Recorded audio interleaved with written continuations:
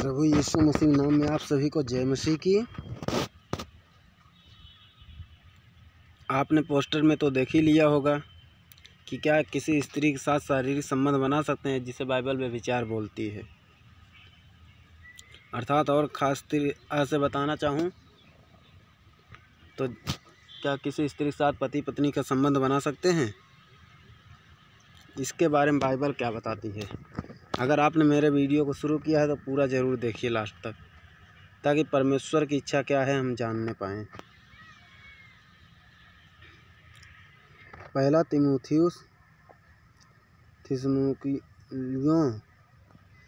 4:3।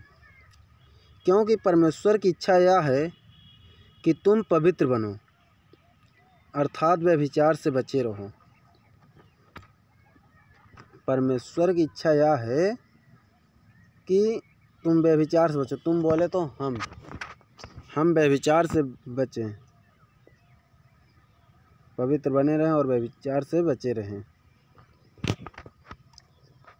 अब व्यभिचार का मतलब वही है कि क्या हम किसी स्त्री के साथ शारीरिक संबंध बना सकते हैं, या और ख़ास तरह से बोला जाए तो पति पत्नी का संबंध क्या हम किसी स्त्री के साथ बना सकते हैं, उसके बारे में बाइबल क्या बताती है, आज इस वीडियो में बहुत अच्छी तरह से जानने को मिलेगा।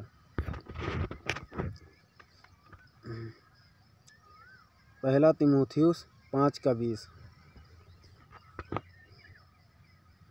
पाप करने वाले को सबके सामने समझा दे, ताकि और लोग भी डरें। जैसे कोई पाप करता है तो प्रभु यीशु मसीह का परमेश्वर पिता का वचन हमको अधिकार देता है, यानी कि जो लीडिंग करते हैं, यानी कि जो लोगों को समझाते हैं, उनको अधिकार दे रहा है।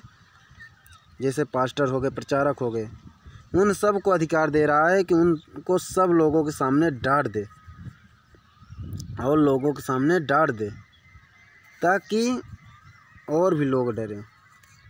सबके सामने डांट दे, इसका अर्थ यही है ताकि और भी लोग डरें, ताकि पाप ना करें।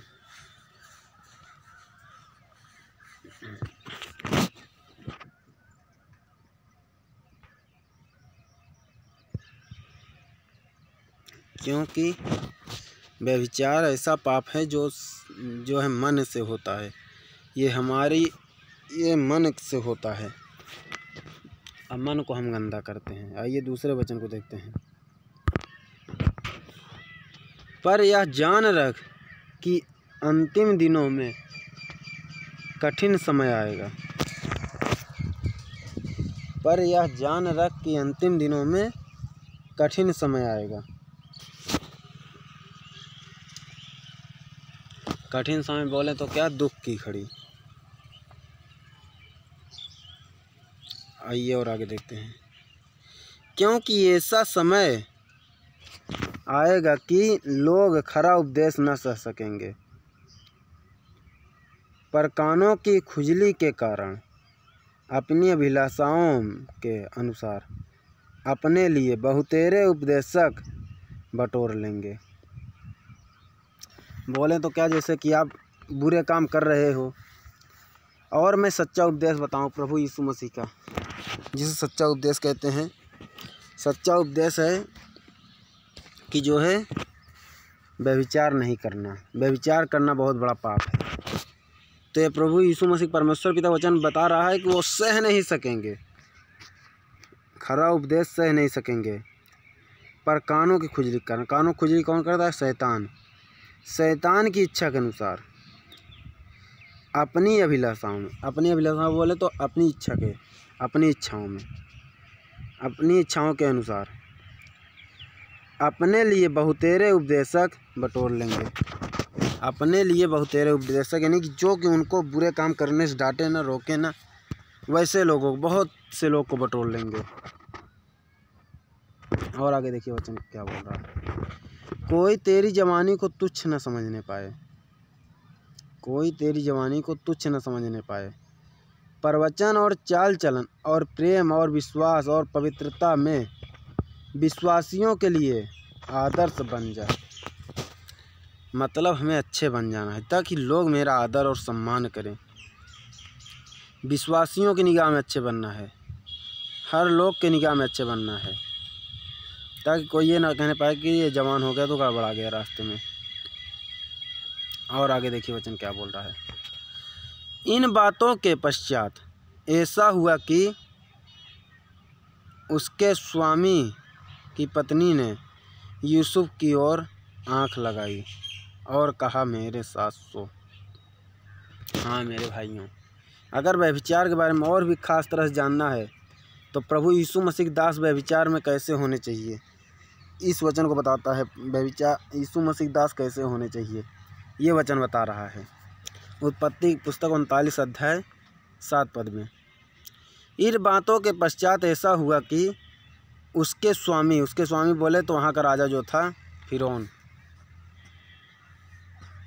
फिरौन की पत्नी ने यूसुफ की ओर आंख लगाई बोला मतलब पसंद किया, देखा और कहा, क्या कहा, मेरे साथ सो यानी कुकर्म काम करे, व्यभिचार हो जाए, व्यभिचार करने के लिए, इसलिए। और आगे देखिए वचन क्या बोल रहा है 8 अध्याय में 8 पद में। पर उसने स्वीकार करते हुए अपने स्वामी की पत्नी से कहा, सुन, जो कुछ इस घर में है मेरे हाथ में है। मतलब उसकी पत्नी से कहा कि सुन, जो कुछ इस घर में है वो मेरे हाथ में है, यानी कि मैं उसका मालिक हूँ, यानी कि मैं जो चाहूँ वो कर सकता हूँ। उसे मेरा स्वामी कुछ नहीं जानता। बोले तो स्वामी मतलब फिरौन राजा जो था वहाँ के, वो कुछ नहीं जानता। और उसने अपना सब कुछ मेरे हाथ में सौंप दिया है। उसने सब कुछ अपना मेरे हाथ में सौंप दिया, क्योंकि फिरौन उसको सब कुछ दे दिया था। और आगे देखिए वचन में क्या बता रहा है 9 अध्याय में 9 पद में। इस घर में मुझसे बड़ा कोई नहीं, और उसने तुझे छोड़ जो उसकी पत्नी है मुझसे कुछ नहीं रख छोड़ा। यानी कि उसने तुझे छोड़ जो उसकी पत्नी है उसके सिवाय, यानी तेरे को सिवाय और कुछ नहीं रख छोड़ा, सब कुछ पर अधिकार दे दिया, मुझसे कुछ न रख छोड़ा। सो भला मैं ऐसी बड़ी दुष्टता करके परमेश्वर का अपराधी क्यों बनूं? अगर आप व्यभिचार करते हैं तो बहुत ही बड़े परमेश्वर की निगाह में गिरते हैं। दुष्टता करके परमेश्वर का अपराधी बनते हैं, आप परमेश्वर से क्रोधित होते हैं। और अगर परमेश्वर का हाथ हमारे ऊपर से हट गया तो समझ लो ज़िंदगी में दुख के सिवा सुख कभी नहीं मिल सकता। हमें अगर सुखी रहना है तो परमेश्वर के वचनों में चलना है। आगे देखिए वचन क्या बोल रहा है। पर जो भोग विलास में पड़ गई वह जीते जी मर गई। पर जो भोग विलास में पड़ गई वह जीते जी मर गई। लो, पहला तीमुथियुस 5 अध्याय 6 पद। परंतु जो भोग विलास में पड़ गई, भोग विलास में बोले तो अपनी इच्छाओं में जो पड़ गए, वो जीते जी प्रभु की निगाह में मर गए, यानी प्रभु के नहीं रह गए। जैसे कि हम अगर अपने माता पिता कहना नहीं करेंगे तो निश्चय ही जो है, हम अगर अपने माता पिता कहना नहीं करेंगे तो निश्चय ही जो है दुख में पड़े रहेंगे और मेरे को कोई बचाने वाला नहीं होगा।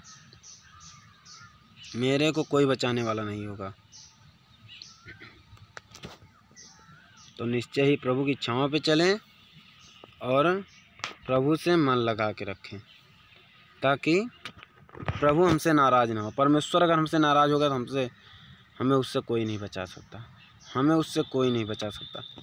क्योंकि अगर उसका हाथ मेरे सर से हट गया तो उससे मुझे कोई नहीं बचा सकता। और परमेश्वर इन्हीं सारे पापों से बहुत सख्त नफरत करता है। तो ये वीडियो इसी के साथ समाप्त हुआ। आगे की वीडियो बहुत ही जल्द मिलेगी, उसके लिए इस चैनल को सब्सक्राइब करें, इस वीडियो को लाइक करें, ताकि जो कोई वीडियो बने तुरंत आपके पास पहुंच जाए। सबको प्रभु यीशु मसीह के नाम में जय मसीह की।